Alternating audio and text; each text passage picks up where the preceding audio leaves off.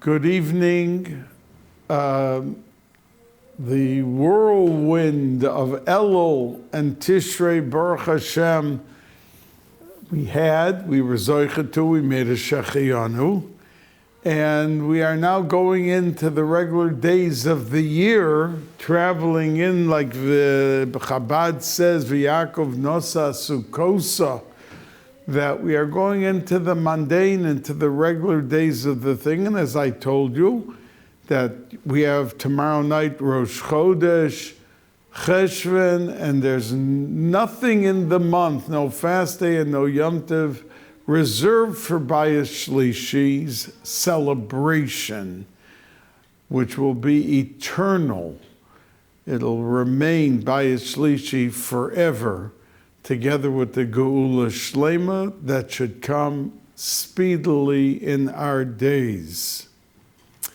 Now, there is a famous question. You know, Noach, the Torah describes him as Ish Tzaddik, which, if the Torah said it, it's not just a compliment from somebody, from a human being, that he was at the level of tzaddik. Yet we find when the Mabul, the flood, actually came, it says that Noach went in mipnei mei hamabul. And Rashi brings the Chazal that hoya maimin v'hoya eino maimin. He believed it was going to happen, and there was some lingering doubt in his mind whether it would actually happen. Now, if the Torah called him just a few psukim before, Ish Tzaddik, Tomim, Hoya B'Darosav, what do you mean when Hashem told him there's going to be a marvel, that he had even an iota of doubt? So the Zlotcheva Magid explains that a person's machshava is unbelievably powerful, and that Noach 100% was an Ish Tzaddik, but he knew that if in his mind the Mabul was definitely 100% going to happen, then it was going to happen. He was hoping for an out, a way that it shouldn't happen. So he lowered his machshava, his thought process, one level, to leave an opening, a mashahu, an iota, that maybe it won't happen. Maybe they're going to see I'm making for 120 years. He was building the teva. People asked him, what are you doing? He said, I'm building an ark because HaKadosh Baruch Hu, God, is not happy with the world, and there's going to be destruction. And he was hoping that this would motivate them to start doing some tshuva. But it didn't happen. But Noach had to be pushed in by the water because he was hoping to the last second that it was not going to happen and that we would be able to save the world from total destruction. Now, we, in our daily lives, and this is from Kadmonim, we make decisions, and then the decision is able to bring a good decision, come to fruition. And then we start with the doubts. Who knows if I'll be able to come up with the money? Who knows if the two others who are participating will have their hearts totally in the package so we could complete? In other words, they produce doubts. It weakens the resolve of the original machshava. And that's exactly what Noach did, says the Zlotcheva Magid. Because once the Torah says Ish Tzadik Tomim, that's exactly what he was. So the room for doubt was only as a favor to the world. And when we take on to do something good with our children, with our families, with our grandchildren, the resolve should not be weakened by our machshava, by our thought process, to weaken the results, the end results of what actually will come. Now, Noach was criticized because the Medrash says that there was a discussion between Noach and Moshe Rabbeinu. Because Noach in the beginning is called Ish Tzadik. But at the end, when he finished, when the Mabul was done and the world was destroyed, he came off of the ark. He said thank you to HaKadosh Baruch Hu. He built a Mizbeach and he brought a korban of thanks. But then he went, Vayochel Noach Ish Ha'adama, that he went right away and planted a vineyard. Now after, and he's criticized for it. Is that the first thing you got done witnessing an entire world go under? You're worried about the quality of wine and to drink the wine? That's what you feel is your next step in reestablishing the world? And that's why the Medrash criticizes him, because Moshe Rabbeinu in the beginning was called an Ish Mitzri. Ish Mitzri, that the daughters of Yisro came home, and when their father asked them, why are you home so early? And they answered and said there was an Egyptian man. We were being thrown into the wells. These guys, these shepherds, they wanted to kill us. It wasn't just that they were teasing them or something. They actually he had to pull them out of the water from the well into the wells they were throwing. And they answered their father and said, Ish Mitzri, we saw an Egyptian man came and he fought off the shepherds. But they thought he was an Egyptian man. And he paid a big price for that, because after he was told he could not go into Eretz Yisrael, Moshe Rabbeinu asked that, okay, I'm not going into Eretz Yisrael, but after I'm nifter, at least let my body go in and be buried in Eretz Yisrael. And HaKadosh Baruch Hu said, no. The girls thought you were an Ish Mitzri. Your level of Kedusha and everything, you should have exuded the image of a Jew, of a Yid. But they thought you were just an Egyptian. And for that reason, I'm not letting you to be buried in Eretz Yisrael. So he paid a heavy price, but that was the beginning of his life. But the end of his life in Parshas Zos HaBracha that we just read a few days ago on Simchas Torah, he's called Ish Ho'elokim, the godly man. So it went from lower to higher. But Noach went from, in the beginning, Ish Tzadik, to Vayochel Noach Ish Ho'adama. And the Chazal say, what does that word Vayochel mean? It means chulin, mundane, everydayish, simple, plain, no accolades of distinction. So Moshe Rabbeinu went up, and Noach went down from Ish Tzadik Tomim Hoya B'dorosav down to Ish Ho'adama. And he was busy with planting and taking care of his vineyard to be. So the point being, we could seize opportunities, and we're given opportunities.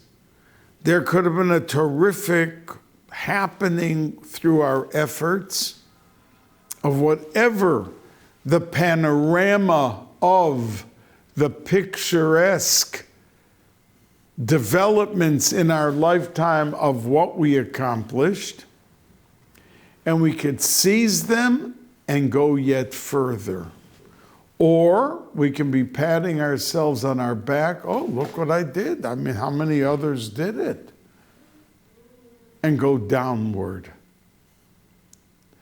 From either Moshe Rabbeinu to Noach, in the accomplishment and the continuity of their lives. Now the pasuk says that in the 600th year, Bishnas Sheish Meyos Shana, L'chaye Noach, that when he turned, Noach lived 950 years. In those days, that was a common age, 850, 950. By the end of the Seder, when they became so wicked, it went down to 120 towards the very end of our Parsha, Parshas Noach.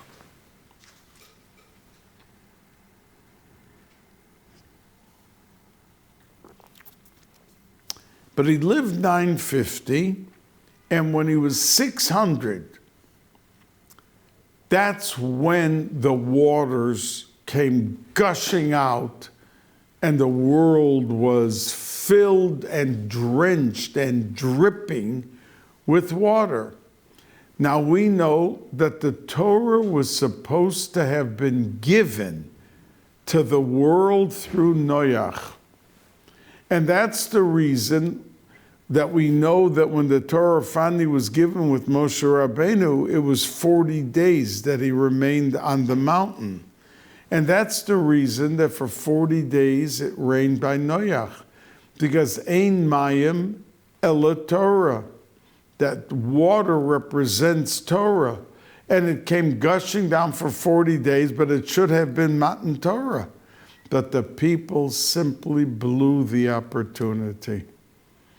The chance for the world to be enhanced and encompassed with a ruach of kedusha and elevation, it sunk to the lowest levels, that the Medrash says like 15 things that was going on, that the world became, the purpose of life then was how can we maximize ultimate and extreme pleasure?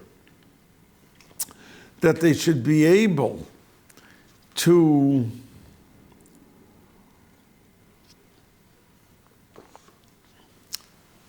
be that extreme level, that just enjoying life. In other words, HaKadosh Baruch Hu didn't bring us to this world to suffer. Unfortunately, a lot of the suffering we bring on ourselves. But the purpose of when a person goes to catch his breath for a week and takes a vacation, and he relaxes and he feels revitalized and rejuvenated, nothing wrong with that. But we can't take every aspect of life, our eating, our relationships with our spouses, every aspect of life, to maximize the pleasure that we can get from life. And that's what happened to a breaking point by Noach. You take a look in the Medrash, you see the things that were going on. It wasn't just the stealing and the corruption, and it wasn't just the immorality that reached a level. Maybe today it's at that same level, I don't know, but certainly 100 years ago it wasn't. It was always going on, but it was private consent and it wasn't waved in front of the faces of the world with pride and demanding dignity and demanding wholesomeness to even children 6 years old, and in their textbooks in the classroom, textbooks produced showing the father and mother, 2 men, or the father and mother, 2 women. But that's what went on then, and it was institutionalized. It wasn't one person privately who did it with another person behind closed doors. Here it was with arrogance and with expression to the world, and we're proud of everything, and you've got to be proud of us and love it. Neged the Torah, completely against the Torah. So they were not zoicha to have the Torah given in their days. But it says that when he turned 600, suddenly the well springs of water burst forth and the world was flooding. Now the Zohar HaKadosh says on that statement, Bishnas Sheish Meos, that when Noach turned 600, and the pasuk says, Nivkeu kol mayanos tahom rabba, all the well springs of water burst forth. So the Zohar says that in the 600th year to the 5,000th millennium of the world, there's going to be a bursting forth of Chochmah, technology. And we indeed see that from 5,600, which was 186 years ago, all the fax machines and all the cell phones and all the telephones and all the electricity and all the airplanes and everything from an old-fashioned world of candlelight to be able to have some light in the actual house was transformed into a modern world with daily technology growing and all of its ramifications. And that's what the Zohar said, that when those Mayanos Tahom, the Arubos Hashamayim Niftachu burst forth, there was into the world a bursting forth of this technology that brought us to modern times, that someone could be sitting in their living room in Australia and talking to someone in New York by simply picking up a telephone. In 500 years ago, they never dreamt of such a thing. If someone wanted to communicate from New York to Australia, they had to write the letter or do whatever they did. There was no telephone. And they had to get on a boat and travel for the 2 months that it took to get to Australia and deliver the letter. Here we walk over to a phone, and 30 seconds later we're communicating with the person. I mean, if you stop to think of the magnificence of the development of all of this technology, that it is an unbelievable thing. And that's what the Zohar told us 2,000 years ago then. In that year, as soon as it happens with Noach, the bursting, the coming forth of all that water is going to come forth to exactly what they predicted. Exactly. Now, we know that there is a criticism offered to Noach that he did not daven for his generation. He was a tzaddik tamim, and Hashem said, Aseh luchot teva, make the ark, and he immediately did it. But he didn't stop to daven for his generation. And that's why many Mekubalim write in Sifrei Kabbalah from 1,000 years ago, from 1,800 years ago, that Moshe Rabbeinu's neshama, that Noach's neshama went into Moshe Rabbeinu. And that's the reason that his life began in a little rowboat, in a little cradle on the water, just like Noach was saved in a boat on the water, so to Moshe Rabbeinu's life. And Basia, who saved him and brought him home and then brought him up, and her name, Basia, if you transpose the letters, is Teva. Teva, the ark, the cradle. And there are many considerations. The Medrash says that they saw in the time of Moshe Rabbeinu the same astrological compound and gathering of stars and everything like was at the time of the flood of Noach. And they asked, Hashem la malbul yoshav? Are we going back to another flood like in the time of Noach when they saw this constellation? And the answer was, Hashem oz la mo yitain. This is the actual giving of the Torah. Hashem yevarech asamo v'shalom. And the word ba-shalom is mabul. If you take a look at the letters, mabul with a shin. With a shin. And shin represents permanence. Because anytime we do something 3 times, it establishes a permanence that it's like a cementing factor to whatever is happening. It's like a chazaka 3 times. And a shin is 300. So it says that Hashem Yevarech Esamo V'Shalom. Now we're getting the Torah, the real thing. It's the power of what you see, like the Mabul, but this time it's with the Shin, Bashalom. And it's going to be Mekuyim and exist forever. The Torah will be here from Har Sinai straight through. But the fact that Noach was criticized, and Moshe Rabbeinu, according to many Mekubalim, because the Zohar Kodesh says that Noach had the neshama, Moshe Rabbeinu had the neshama of Hevel. But there are many Mekubalim and Sorim said that yes, there was a nitzitz of that, but he was a Gilgul of Noach.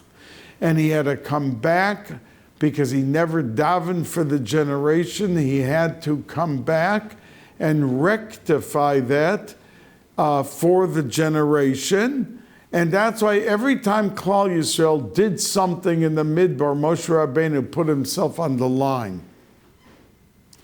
and begged Hashem, don't destroy them, please forgive them. And every time it worked, but he had to cry, he had to fast, he had to beg, and that was his tikkun. And he completely fixed up and remedied the problem that he was born with, that there was a tikkun up to the point by the ego that there he said, he even like was, the Chazal say it was a little chutzpah. Oh, you don't forgive Klal Yisrael? Erase me from your book. You don't talk to HaKadosh Baruch Hu that way, and that's why the reason that Parshas Tetzaveh, he was erased. His name is not mentioned. Every other Sedra, from Shemos at the beginning, through the whole Sefer Shemos, through Vayikra, through Bamidbar, through Devarim, and every Sedra he is mentioned, not Tetzaveh. Because he said, if you don't forgive them, erase me. So he was erased from that. But eventually he got the kapara, not the kapara to fix everything up, that Mashiach would have come. It would have been the tikkun for the chet of Adam HaRishon that he ate from the Eitz Hadas, and it would have been a perfect world. We would have reverted not just to Yemos HaMashiach, and not just to Tchiyas HaMesim, but reverted back to Olam Haba, like Adam and Chava were in Gan Eden. no sickness, no death, nothing. So he fixed it up at the end. And that's the reason in the Haftorah you're going to see in this week's Haftorah with Noach's Haftorah, Parshas Noach, that it's not called the Mabul. It's referred to as Mei Noach, because the ultimate asking and begging of Moshe Rabbeinu was the word Mecheni, erase me from your book.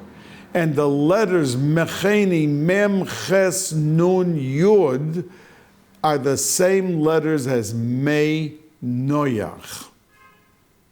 That there was an unbelievable outpouring of pleading and begging that they be forgiven, and it clicked. And that was Yom Kippur, and that's why the Slicha, the Mechila, and the Kapara all came on Yom Kippur, and it was so much so a Kapara that it was etched into the essence of Yud Tishrei, Yom Kippur, forever, that every Yom Kippur would eternally be a day of complete forgiveness for Klal Yisrael.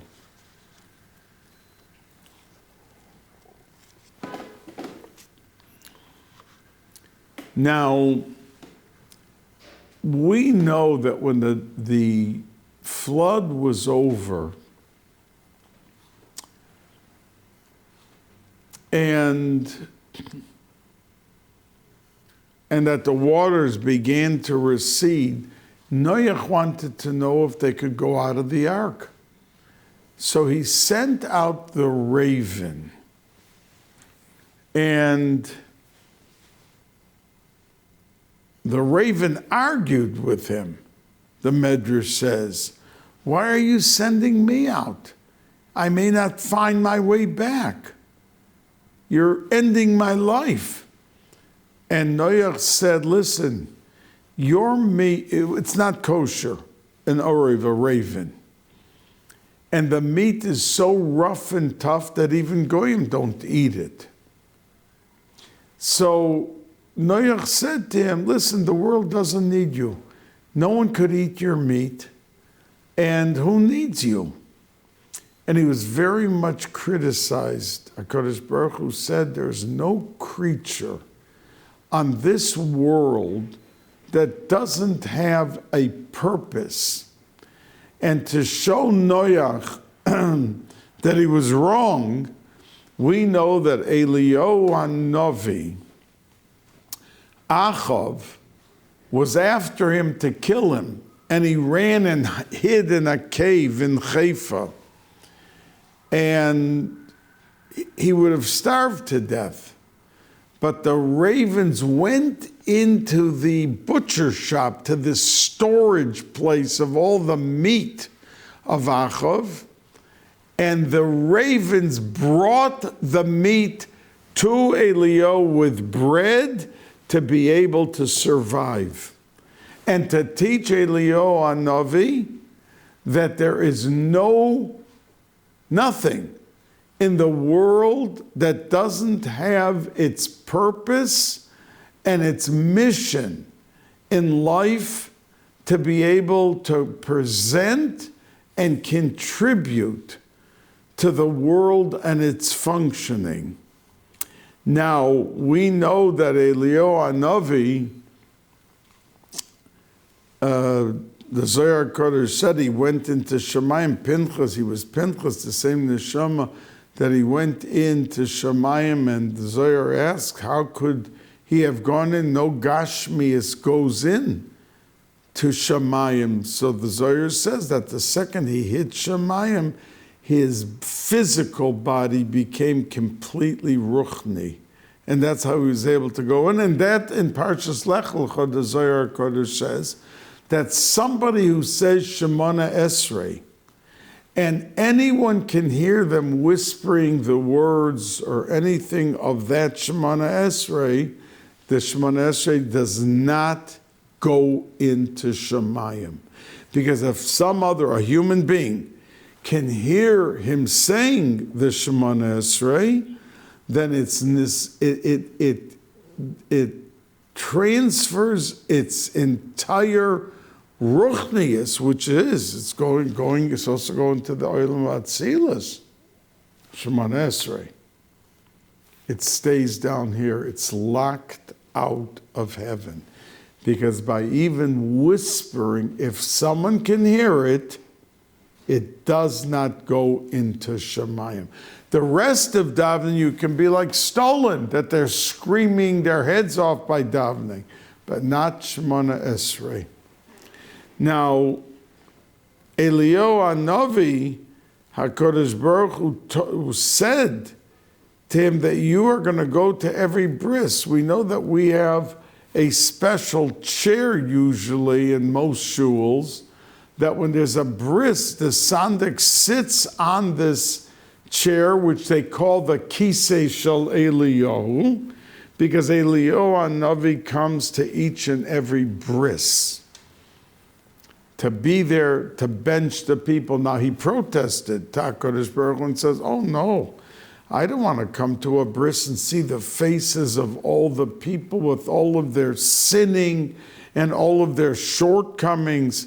So HaKadosh Baruch Hu and the Bnei Yissaschar talks a whole page about this.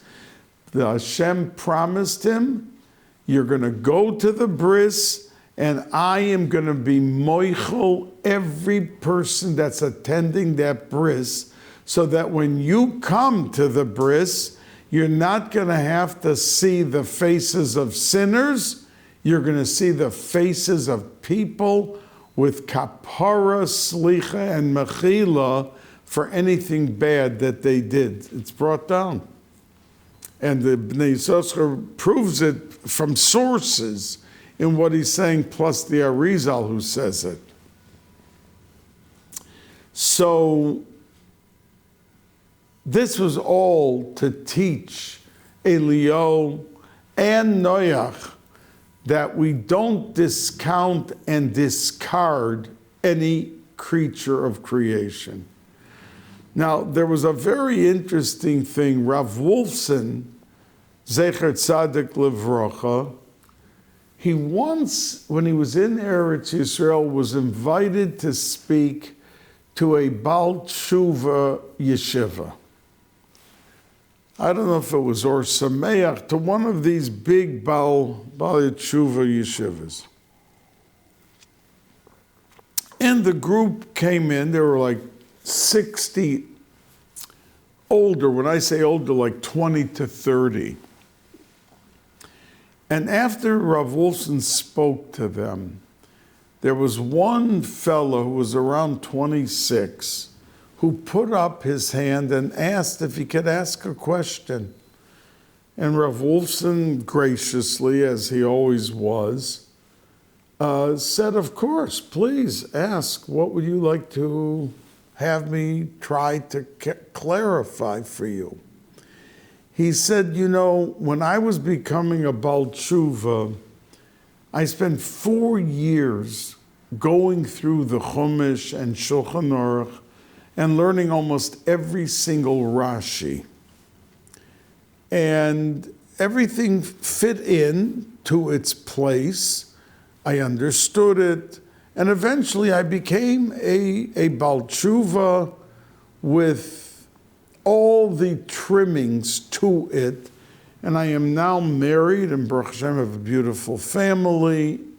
And I married around 3 years ago.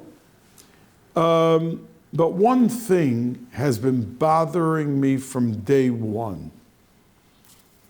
And that is that the Medrash says that when Noach sent out the raven from the Teva,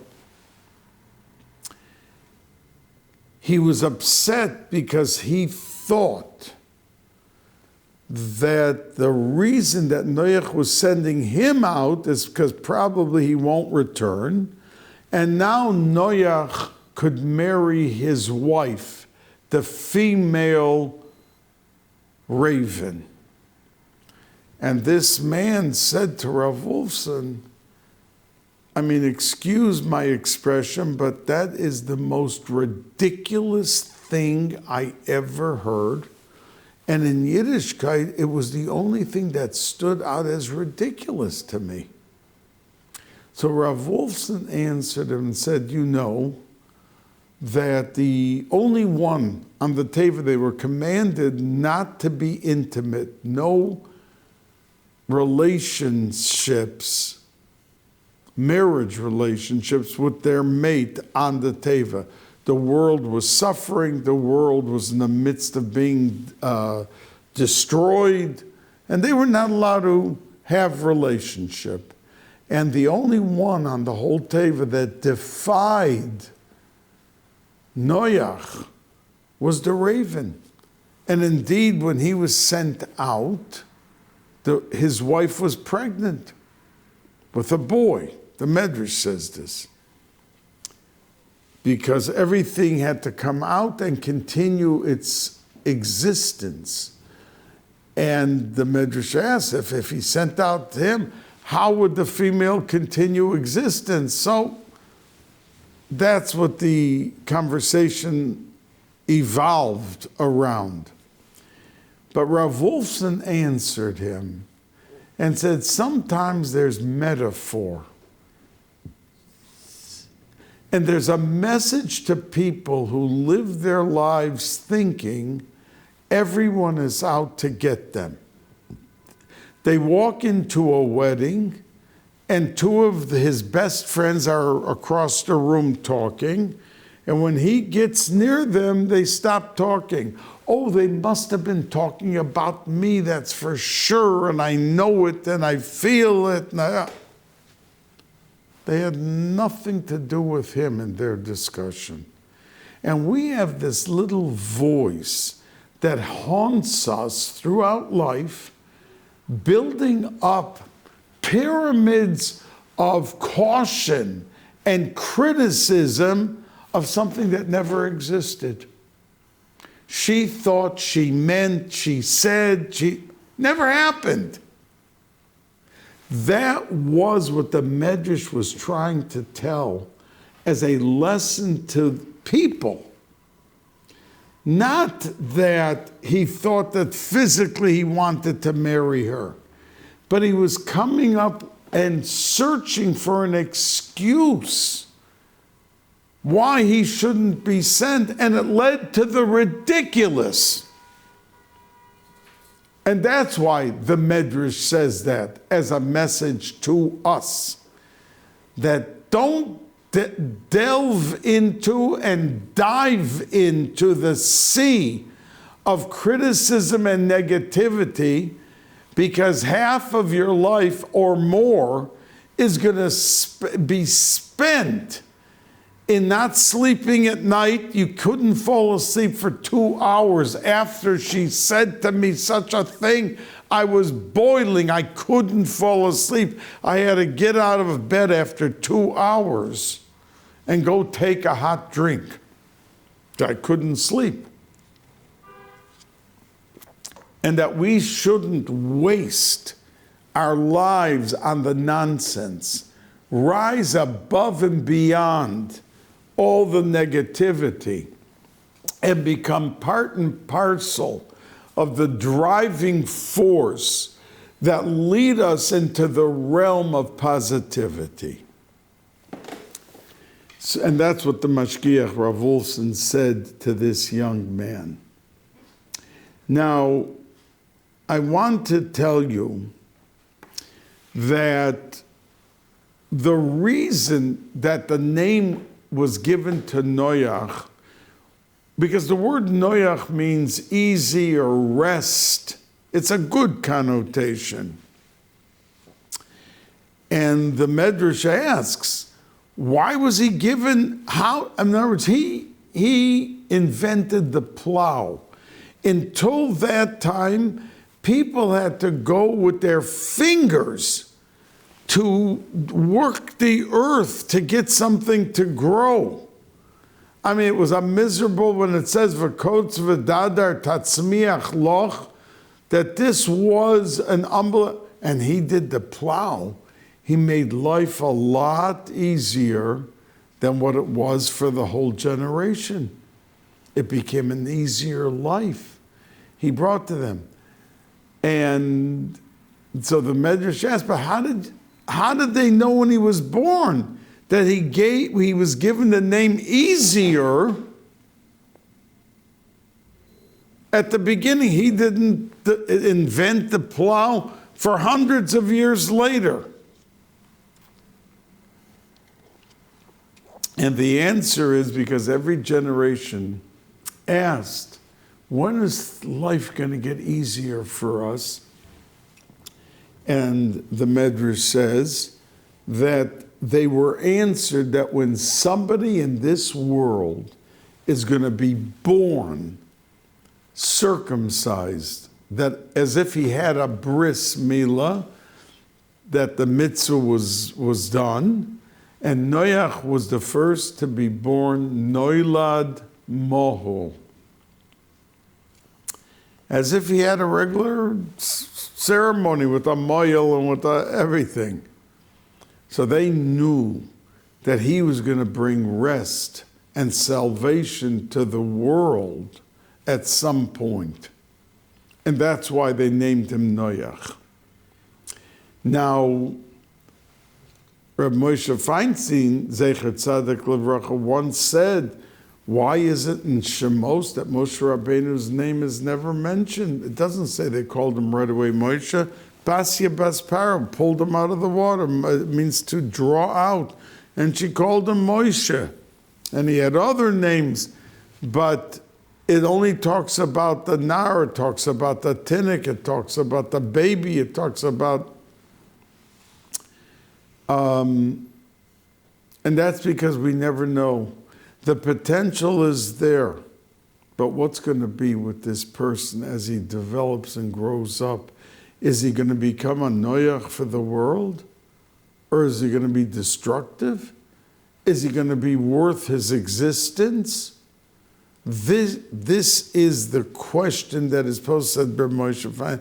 Why no name is said? Because we can't name him and attribute to him some good quality because we don't know what his potential will be, or will he never use it. So says Reb Moshe Feinstein. Now I want to tell you from the Arizal something interesting, but I'm going to have to explain it to you. You see, in our Parsha, there is a story of a group of people led by a guy named Nimrod, who was the same guy that threw Avram Avinu into the fiery furnace. He was a big troublemaker, and he was a champion of Avodah Zorah. And unfortunately, as the Arizal says, he knew secrets of Hashem's. In other words, Hashem has names that bracha comes to the world, shefa, gifts, flowing good seas and rivers of good. But there's the other side. Till Mashiach comes, there are malachim, there are angels that are bad. Now, when a Yid does an Aveira, he creates a bad malach, and he feeds them with the Aveira that he did. In other words, a person's here that every one of his maisim should be Kedusha, holy. But what happens when he does an Aveira? So he creates the malach, and it feeds, those malachim feed the klipa, the samach mem, and give power to the Yetzer Hara. Now, Nimrod, over here, they built a Tower of Babel. And Nimrod was the architect, was the one, the builder. And they became infatuated with the fact, the Medrash says, that you were able to take a pile of mud and put it into a fire or put it under the sun, and it can turn into a brick. And that's how they make bricks. Put it into a furnace. And they were beyond infatuation.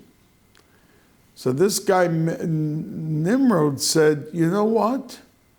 If we already are so talented and capable of discovering things like bricks, we could supersede God. And let's go build a tower to get into heaven and take over the whole show. Now, what was giving him the koyach to do this crazy thing?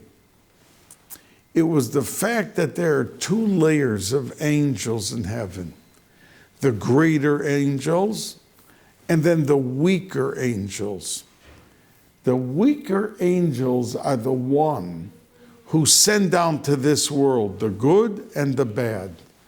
But they only can do what they do if the angel above them that's stronger and bigger and more effective gives them the permission to do so. And the permission comes with Averis, that they sour and they give them the, I know I'm speaking a little bit Kabbalah, but it's not that hard to understand. The Arizal says it. So Nimrod, he knew, says the Arizal, every name of HaKadosh Baruch Hu, the ones that do the miracles, the ones that go into the lower level of the angels and become the bad emissaries. And he was using them because the world was corrupt and there was a lot of bad angels. And the higher level of angels were giving them full permission. So they were succeeding in building a tower. Now, what Nimrod wanted was to be able to get the name of HaKadosh Baruch Hu put into an idol and to be able to succeed in overpowering HaKadosh Baruch Hu. That was his machshava. And of course, he didn't succeed, because the only way you can know the names of those angels is if you know Lashon Kodesh. And look at the psukim. They were all one language, and Hashem said, no, I'm changing all the languages so no one knew anymore, not Nimrod and not any of his emissaries, any of these names that could empower, and that's how he brought down the tower. Now, says the Arizal that Nebuchadnezzar was the neshama of Nimrod. Nebuchadnezzar, the one who destroyed the Bais Hamikdash.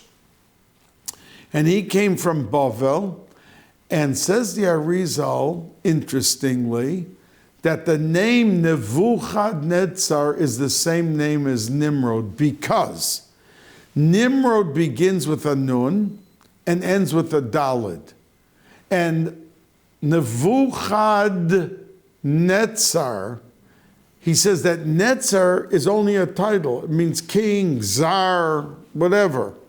But his real name ended with the daled, Nebuchadnezzar, because he was a Gilgal from Nimrod, whose name began with a nun and ended with a daled. And Nebuchadnezzar's name began with a nun and ended by the daled, because the Netzar is not his name. It's only the title that he had as being the king or being the czar, and that's what the Arizal says. So he came back to finish off this tower business, and it says that he took to Bavel, he destroyed the Bais Hamikdash, and he took the tzitz, which was the headband from the Kohen Gadol, which had the Shem Havaya on it, and he took it and he built a idol that was 90 feet, 60 amas high, and 9 amas wide, and he put it into the mouth of this Avodah Zarah, the tzitz. And the Avodah Zarah started saying, Anochi Hashem Elokecha. It had superpower. And Daniel, got up and took ladders and got up to the top and took out the tzitz, and it dissolved the entire idol. And that's how their end came, and there was never again such a thing as an idol that wanted to be, and that's what Nimrod wanted, and his neshama into Nebuchadnezzar want to carry out the mission that an idol can supersede Chas v'Shalom 1,000 times HaKadosh Baruch Hu. So I just wanted to give you a taste of some of the secrets of the Torah which flourish forth to give us a breitkeit, a width and a breadth of how dynamic this sights of everything. And that's why it says that David HaMelech, in his lifetime, the 5-year-old children were able to, the Torah was so prevalent in David's generation that even the little kids who today just know Aleph, Beis, and how to read a pasuk, they were able to paskin shilas of Tum and Tar. The Gemara says it. That in the time of David, they were able to paskin shilas, yet most of the wars that he went out to fight, he lost. And the Gemara says, why?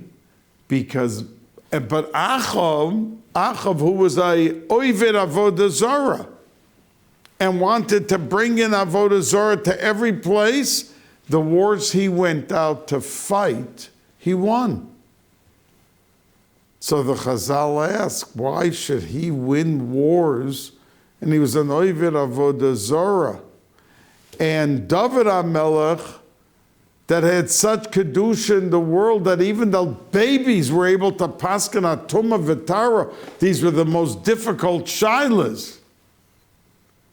And the Gemara answers because there were dilaturin, and the Medrash brings it out in a bigger way, snitchers.